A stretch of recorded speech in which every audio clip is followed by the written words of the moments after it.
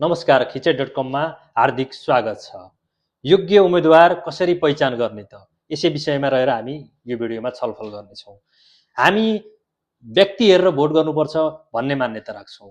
यसो भन्दै गर्दा हामी कुनै पार्टीप्रति पुरा गरेर राख्न चाहँदैनौँ। र विशेष गरी नेपालमा यति बेला चुनावी माहौल छ। आफ्ना उम्मेदवारहरू गाउँमा भोट माग्न जाने क्रम सुरु भइसकेको छ। मतदाताले आफ्नो योग्य उम्मेदवार कसरी पहिचान गर्ने त? यस विषयमा छलफल गर्दैछौँ। सर्वप्रथम त युवा र नयाँ पुराना विभिन्न किसिमका उम्मेदवारहरू गाउँमा भोट माग्ने क्रम जारी छ। व्यक्ति ऊ स्वयं कति योग्य छ, उसको दक्षता के हो, उसको पारिवारिक पृष्ठभूमि के हो र उस कुन पेसामा आबद्ध छ, यसले जहिले पनि महत्त्वपूर्ण भूमिका राख्ने गर्छ। विशेष गरी राष्ट्रलाई ह्याक्न सक्ने, युवाहरूको भावना चाहनालाई मध्यनजर गरेर काम गर्न सक्ने किसिमको उम्मेदवार जहिले पनि अग्रणी मोर्चामा आउने गर्छ।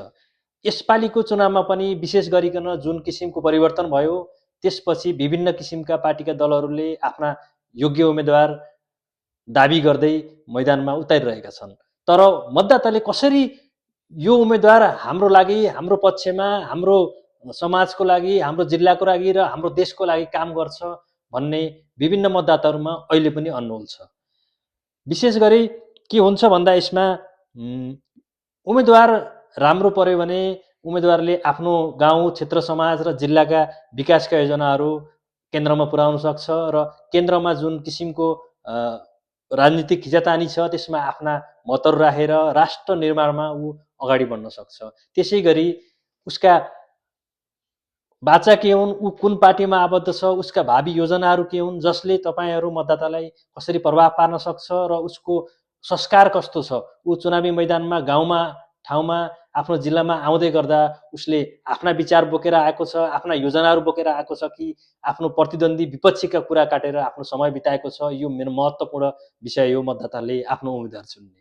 त्यसै गरी उसले सठिक समयमा तपाईँको गाउँमा आउँदै गर्दा गाउँका मुद्दाहरूलाई कसरी सम्बोधन गर्छ, तपाईँहरूसँग उसले प्रत्यक्ष भेट गर्दा र उसका आसेपासेहरूसँग ऊ समाजमा आउँदै गर्दा उसका आसेपासेहरूको चरित्र कस्तो छ र तपाईँले देखेको अनुहार हो कि होइन, यो यसभन्दा पहिला उसले के गर्थ्यो, यी विभिन्न किसिमका कुराहरूले पनि उम्मेदवार चयनमा महत्त्वपूर्ण भूमिका राख्छन्। र अर्को कुरा, ऊ यसभन्दा पहिला तपाईँको उम्मेदवार थियो, तपाईँले उम्मेदवारी उसलाई जिताउनु भएको थियो, थिएन र पहिलोचोटि तपाईँको माझ आउँदैछ भने कुन पार्टीबाट आउँदैछ, पार्टीको धारणा के हो, पार्टीका योजनाहरू के हुन् र पार्टीले विगतका समयमा कस्तो किसिमको काम गरेका छन् र पार्टीप्रति जनताको भरोसा के हो, यसले महत्त्वपूर्ण भूमिका राख्ने गर्छ। त्यसै गरी उम्मेदवार चयन गर्दै गर्दा तपाईँको आफ्नो घर परिवार बीच पनि एक किसिमको समझदारी हुनु जरुरत छ।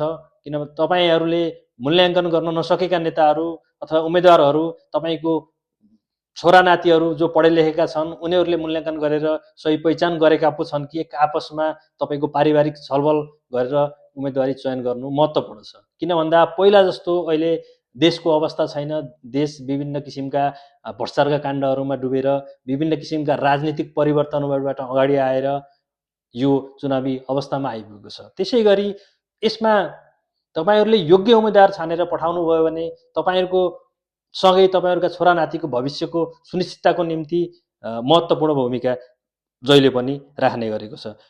त्यसै गरी राष्ट्र निर्माणको विषयमा यो चुनावी मैदानबाट जितेर जानेले सिङ्गो राष्ट्रको नेतृत्व गर्ने हुँदा पनि तपाईहरूको महत्त्वपूर्ण भोटको अर्थ रहने गर्छ।